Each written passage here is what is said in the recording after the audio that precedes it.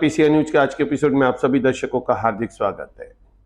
अगली खबर है कि ट्रैफिक पुलिस की ओर से जन जागृति अभियान चलाया गया, जहां पर मौजूद थे कई बच्चे। इन बच्चों के बीच में जन जागृति अभियान चलाया गया था। ट्रैफिक इंचार्ज से मिले बच्चे और उन्होंने क्या कहा बच्चों के बारे में और लोगों के बारे में जन जागृति के लिए।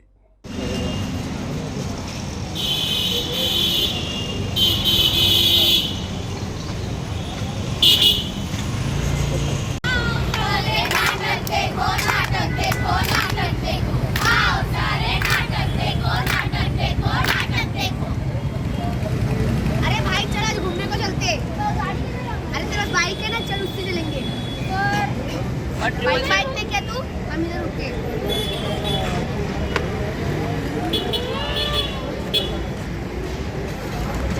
अरे तू गधा है क्या? ट्रिपल सीट लेके तो चलान लगेगा। अरे कोई कुछ नहीं बोलेगा कि तू बैठ।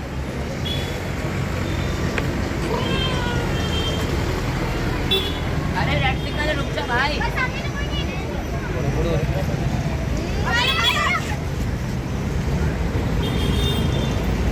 हमें कभी भी ट्रिपल सीट गाड़ी नहीं चलानी चाहिए। जैसे कि आपने देखा कि इन्होंने ट्रैफिक सिग्नल के नियमों का पालन नहीं किया था, इसलिए इनकी आज ऐसी हालत। अगर आज इन्होंने ट्रैफिक सिग्नल के नियमों का पालन किया होता तो इनकी ऐसी हालत नहीं होती। हमें सदैव ट्रैफिक सिग्नल के नियमों का पालन करना चाहिए। आइए जानते हैं ट्रैफिक सिग्नल के कुछ नियम। लाल रुको, पीला तैयार हो जाओ, हरा चलो।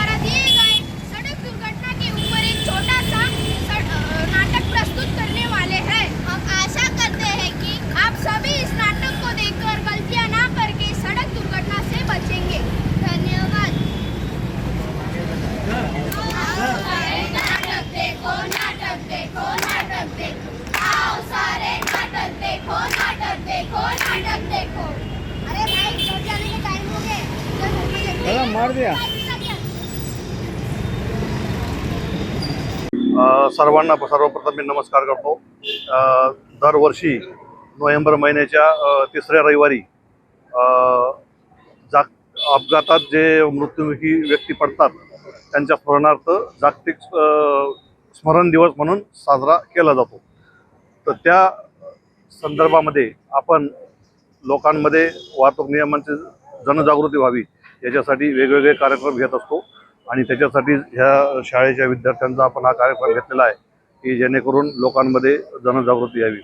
जर पूर्ण भारताचा विचार केला तर जवळपास 1,60,000 व्यक्ती वेगवेगळ्या अपघातांमध्ये मृत्युमुखी पडत असतात. त्याचप्रमाणे जवळजवळ 4.5 लाखाच्या आसपास व्यक्ती जखमी होत असतात, गंभीर किंवा किरकोळ जखमी. तर एवढे मोठे जीव हाकनाक जात असताना त्याच्यासाठी आपण काहीतरी जागरूकता आणू या संदर्भामध्ये हा आपण दिवस साजरा करत असतो. मला वाटतं रस्त्याचे नियम पाळणे हा काही एका दिवसाचा कार्यक्रम नाही किंवा एका आठवड्याचा कार्यक्रम नाही, काही एका वर्षाचा कार्यक्रम नाही. जेव्हापासून आपण वाहन चालवायला शिकतो किंवा चालायला शिकतो रस्त्यावर, कारण आपण एकदा रस्त्यावर पेडेस्ट्रियन म्हणून जरी चालत असतो तरी आपण वाहतुकीचा भाग होतो आणि अशा परिस्थितीमध्ये आपण आपलं आयुष्य संपेपर्यंत रस्त्याचं नियमाचे आपण पालन केले पाहिजे. हा या पथनाट्याचा सादर करण्याचा उद्देश आहे. मी सर्व नागरिकांना विनंती करेल की आपण वाहतुकीचे नियम पाळावेत आणि हे जे हकनाक जीव जात आहेत ते याच्या माध्यमातून वाचवण्यासाठी प्रयत्न करावा. ज्या ज्या ठिकाणी आपल्याला काही वाहतुकीच्या समस्या असतील त्या संदर्भात पण काही आम्हाला अवगत करावं की काही सिग्नलच्या अडचणी असतील किंवा खड्डे वगैरे असतात त्याच्यामुळे पण अपघात होतात. तर याच्यासाठी सर्वांनी जागृत राहायला हवं हेच मी या निमित्तानं सर्वांना आवाहन करेन. सिग्नल यंत्रणा लावण्यात आली आहे ते अनेक ठिकाणी बंद आहे, CCTV कॅमेरे नाहीत, कोणत्या ठिकाणी उल्लंघन होत आहे त्यासाठी चालू करण्यासाठी काय नाही, त्या ठिकाणी खड्डे पडलेले असल्यामुळं वाहतूक स्लो असते आणि जर सिग्नल चालू केले तर ट्रॅफिक जाम होतं. तर त्या संदर्भामध्ये मी महानगरपालिकेत आयुक्त साहेबांना भेटून आलेलो आहे आणि ते खड्डे जर बुजवले तर वाहतूक जी आहे ती फास्ट मुवमेंट फास्ट होईल आणि जाम होणार नाही.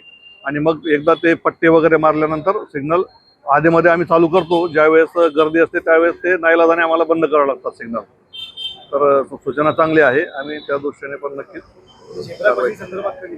झेब्रा त्याच्यासाठी संदर्भात पण आम्ही हे दिलेलं आहे साहेबांना भेटून एक तक्रार अर्ज म्हणा किंवा एक इंटिमेशन दिलेलं आहे की झेब्रा क्रॉसिंग करा म्हणजे लोकांना रस्ता क्रॉसिंगला अडचण येणार नाही. उल्हासनगर मोठ्या प्रमाणात डबल प्लेट म्हणजे बोगस नंबर असे किंवा गाड्या चालवतात त्यांच्यावर काय चालू ते आमची चेकिंग चालू आहे आणि नेहमीच चालू असते. आम्ही रोजच्या आता यावर्षी साधारणतः आपल्या जवळजवळ 40-42 हजाराच्या आसपास केसेस झालेल्या आहेत आणि ही सतत चालणारी कारवाई आहे, ती चालूच राहणार.